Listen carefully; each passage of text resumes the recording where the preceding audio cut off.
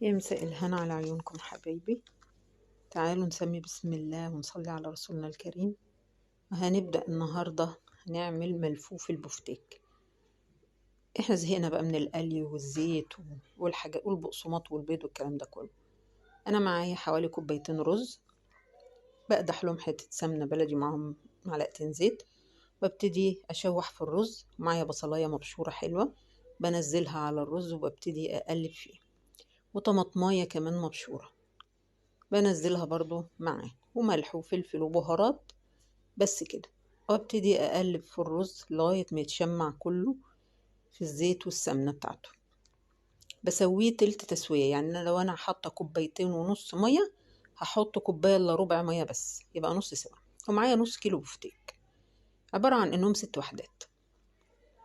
بمسك ادقه خفيف كده بايد الهون، وببتدي افرده على دي اكياس نايلون من اللي هي بتاعة التلاجة، كيس التلاجة بفردها، وببتدي احط فيها حوالي معلقتين او 3 رز، وببتدي ابرمها كده واقفلها من الناحيتين، وفي ورق فويل اروح برماها فيها واركنها. عملت ال6 بنفس الطريقة. واحدة كمان اهيت بجيبها وبدقها برضو بايد الهون خفيف، وابتدي ارش عليها ملح وفلفل اهوت، واحط فيها مع 3 معالق رز او معلقتين كبار، وابتدي الفها برضو مبرومة كده والمها بايديا وبالكيس اللي معايا دوت، كأنه صباع محشي تخين كده حلو ملفوف في قلبيه الرز الجميل دوت. اهيت عملنا كمان واحدة كده نبقى خلصنا 3. هنخلص ال6 كلهم. وهيبتدي احط على البوتاجاز عندي حلة في قلبها مية، احط فيها حبيتين حبهان وورق لورا، وارفعها على البوتاجاز. ابص بقفل عليها كويس ازاي عشان ما يوصلوش مية من جوه خالص بالفويل. ادي المية وادي حبهان والورق اللورا، وجبت الملفوف بتاعي اهوت بدأت هنزله في قلب المية بعد ما غليت، وبسيبه حوالي ساعة او ساعة وربع. بإذن الله بيستوي وبيبقى زي الزبدة وجميل. بسيبه على النار ساعة وربع بالظبط، وبروح أطفيه على طول.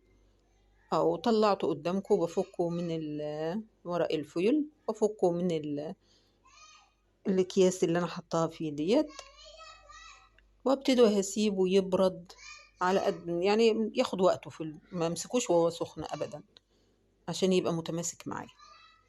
بس بعمل له بعد كده بقى خلطة جميلة كده في طبق صغير، معلقتين زيت على معلقة سمنة أو زيت بس، معاهم معلقة صلصة، معاها ملح وفلفل وحبة سكر خفاف. أهو بصوا وهو مسلوق كده. بس ببتدي أدهن الصينية بتاعتي بالخلطة اللي أنا بقول لكم عليها ديت، الصلصة والزيت والملح والفلفل والسكر. أدهن الصينية وابتدي أرص الملفوف بتاعي دوت فيها، وأروح مولعة الشواية وادهن الملفوف من فوق كويس جدا، أشبعه بالخلطة ديت هيبقى طعمه جميل وبيدي لون جميل جدا. واروح فاتحه الشوايه واروح حاطاه هو تحت الشوايه والاحظه باستمرار واقلبه عشان ما يتحرقش مني ولا يفعل. يبقى شكله جميل ولونه محمر وجميل جدا. وكملت سوي الرز عادي جدا، كملت بقيه اللي سقيته حبه شوربه كانوا عندي، وكملت الرز. بس هتشوفوه هو طالع بقى من الفرن في منتهى الجمال. وتغرفي كده حبة رز في الطبق، وكل واحد 2 من دول في منتهى الجمال، هياكلهم طعم جديد وحاجة جديدة. يا رب تعجبكم وتنال إعجابكم، واللي يعجبه الفيديو يحطوا لي لايك جميل ويشترك في القناة. السلام عليكم ورحمة الله وبركاته.